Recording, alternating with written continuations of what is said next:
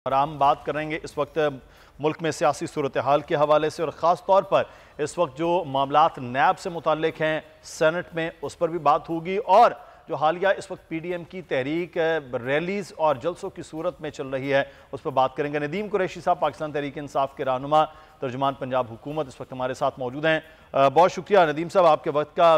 पहले आपके शहर में जलसा हुआ पिछले महीने में, अब आपके शहर के हमसाए में बहावलपुर में कल रैली और फिर वो जलसा पीडीएम की सूरत में नज़र आया। पाकिस्तान मुस्लिम नून की स्ट्रेंथ ज़्यादा उसमें वो नज़र आ रही थी।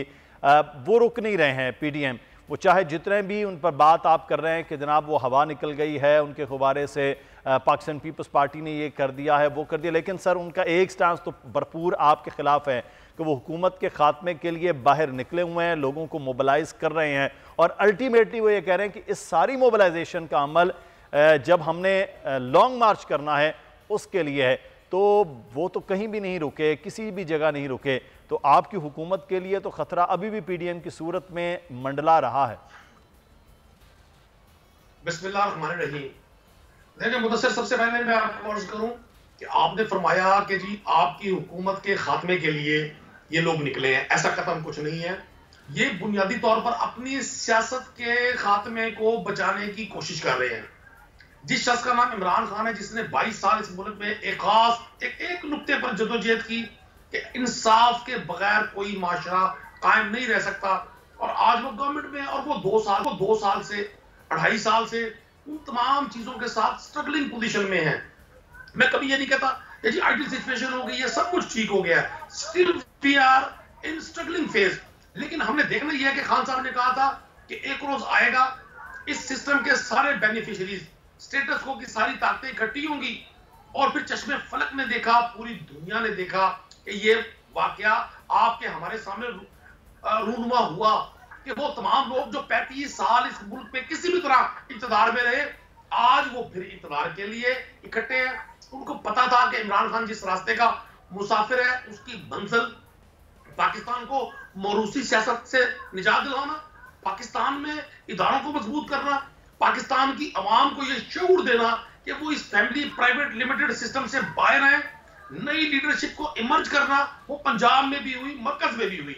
मैं समझता हूं हमने देखना ये है कि इनकी इस तहरीक को आवाम ने कितनी पजीराई दी। बिल्कुल मेरे शहर में प्रोग्राम हुआ, बल्कि मेरे शहर में जो जलसा हुआ वो मेरे हल्के में हुआ। मैं उसी कॉन्स्टिट्यूएंसी से मुंतखब रुकन असेंबली हूं।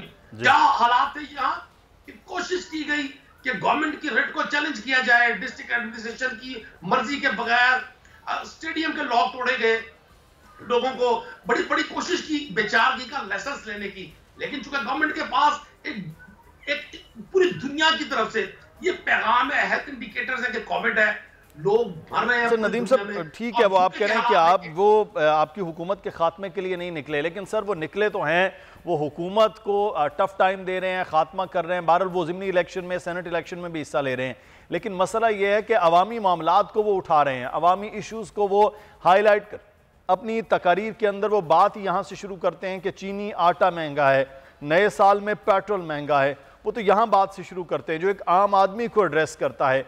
अपने उनके एनआरओज़ होंगे, आम आदमी को शायद उससे सरोकार ना हो, लेकिन आम आदमी के मसाइल को जब अपोजिशन डिस्कस करेगी, वो उठाएगी, तो फिर तो आपके लिए अलार्मिंग सिचुएशन है कि आम आदमी जब निकले तो फिर तो हुकूमत के लिए मुश्किल होगी ना सर। मुदस्सिर, शऊर की मंजिलें तय की है मुआशरे ने इस 20 साल में। आपका कैमरा कवर कर रहा है लाहौर में जो गैदरिंग हुई, कल जो भावलपुर में इनका हाल हुआ, भावलपुर के शहरियों ने सपोर्ट नहीं की। ये टारगेटेड जलसा था, टारगेटेड रैली थी कि लोगों को टारगेट दिया गया था। भावलपुर के और गिरदोनवा के 50 से ज्यादा एमएनए एमपीएस के घर पर सुबह नाश्ते की अरेंजमेंट की गई, लोगों को जबरदस्ती लाया गया और उनको फिर रैली का हिस्सा बनाया गया। जहां तक अवामी मसाइल की बात, मैं क्वेश्चन करता हूं, मैं आम आदमी का नुमाइंदा हूं। पीपल्स पार्टी की हुकूमत तो सिंध में है, 18th अमेंडमेंट के बाद तो आइन सूबों को यह इख्तियार देता है वो लोगों की हालत में बेहतरी लाए। सिंध में कौन सा इनकलाब आया हुआ है जी, ये हमें रोल मॉडल बनाकर पेश करें कि जी पीडीएम, चूंकि सारी पीडीएम इकट्ठी है और इन सबकी ज्वाइंट गवर्नमेंट है सिंध में, 13 साल से गवर्नमेंट है। ये बताएं इन्होंने वहां आम आदमी के लिए कौन सी हेल्थ में कौन से मेगा प्रोजेक्ट्स दिए हैं, कौन से इन्होंने एजुकेशन में रेवोल्यूशन दी है। एक टीम थी आज से 5 साल पहले, पीर मजरूल हक, मुजफ्फर अवैस टप्पी, इस तरह के तमाम लोग मंजूर वसान, वो टीम साइड पर हो गई। अब एक नई टीम आ गई है।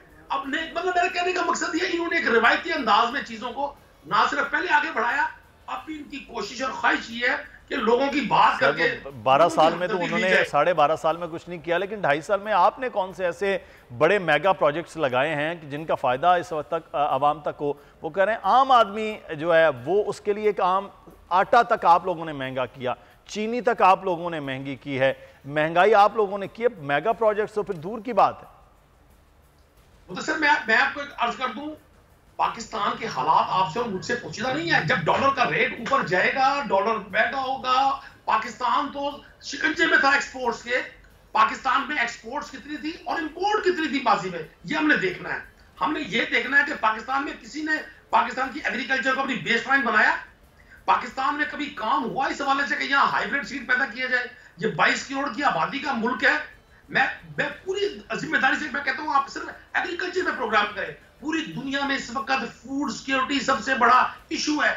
यहाँ जो हमारे ज़रूरी रकबे थे उनको खत्म करके या सपोर्ट किया गया लैंड माफियाज को, या रियल एस्टेट के बिजनेस को प्रमोट किया गया।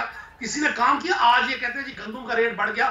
गंदुम का रेट, जब गंदुम की प्रोडक्शन ही नहीं होगी, जब गंदुम की आपने प्रोडक्शन के लिए कुरैशी साहब, आपकी हुकूमत में भी पिछले दिनों में ये खबर थी कि डीएपी की बोरी पे जो 1000 रुपया सब्सिडी दे रहे थे वो भी आप लोगों ने हटा ली। तो सर ज़राअत के लिए फिर आपका कौन सा ऐसा बड़ा इकदाम है जो आप शो करें कि पाकिस्तान तहरीक इंसाफ ने पाकिस्तान में ज़राअत के लिए इतना बड़ा प्रोजेक्ट, इतनी बड़ी चीज़ लाए हैं? सर तो आपने भी गुजार लिया सर अपने ज़ाती बजट जो हैं।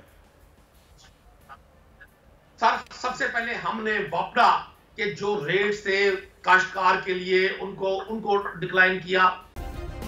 सब्सक्राइब करें और बेल दबाएं ताकि कोई खबर रह न जाए।